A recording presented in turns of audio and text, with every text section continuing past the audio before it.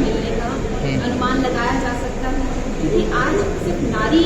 पढ़ाई नहीं कर रही है, वो अलग अलग क्षेत्रों में नहीं जा रही है, वो सशक्त बन रही है और हर क्षेत्र में वो अपना परचम लहरा रही है। उसके लिए सेना भी एक क्षेत्र है और उसकी परिकल्पना जो मोदी जी ने की है वो अपने आप में अकल्पनीय है, क्योंकि महिला की इतनी शक्ति को बढ़ावा देना अपने देश को सशक्त करने की दिशा में एक नया स्वरूप प्रदान करने का कार्य यहाँ पर हमारे अर्जुन राम मेघवाल जी के नेतृत्व में और ग्यारसी लाल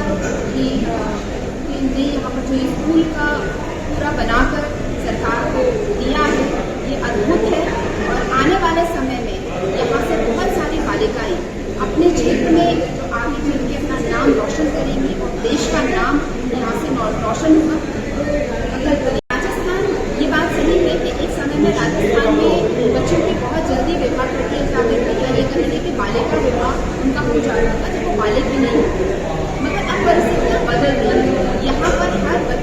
माता पिता अपनी बच्ची को पढ़ाना चाहते हैं, उसे आगे बढ़ते हुए देखना चाहते हैं, और ये उसकी दिशा में एक बहुत बड़ा योगदान है, क्योंकि सिर्फ बालिकाओं को आज की तारीख में शिक्षा के साथ साथ अगर उन्हें फिजिकल ट्रेनिंग भी दी जाती है तो वो अपने आप को अपनी सेफ्टी को लेकर बहुत सतर्क हो जाती है, किसी भी परिस्थिति का सामना करने में वो सक्षम हो। क्योंकि मैं स्वयं एक फौजी की पत्नी हूँ, एक फौजी की बेटी हूँ, तो इस बात को बहुत अच्छे से समझती हूँ कि अपनी सुरक्षा बेहद आवश्यक है, और ये हमारी बहनों को सशक्त करने का एक उपक्रम है कि हमारी बहनें भी सेना में जाकर के अपना पराक्रम दिखाएं, क्योंकि वो पुरुषों से किसी कीमत पे कम नहीं है। हमने रानी दुर्गावती, झांसी की महारानी लक्ष्मीबाई को देखा है, और भी वीरांगनाओं को देखा है, महिलाओं को देखा है, और इसलिए महिलाएं किससे कम नहीं होती। आज भी सेना में भर्ती होकर के सोफिया कुरैशी जैसी बहन, योमिका सिंह जैसी बहन और अपना कर्तव्य दिखा रही हैं,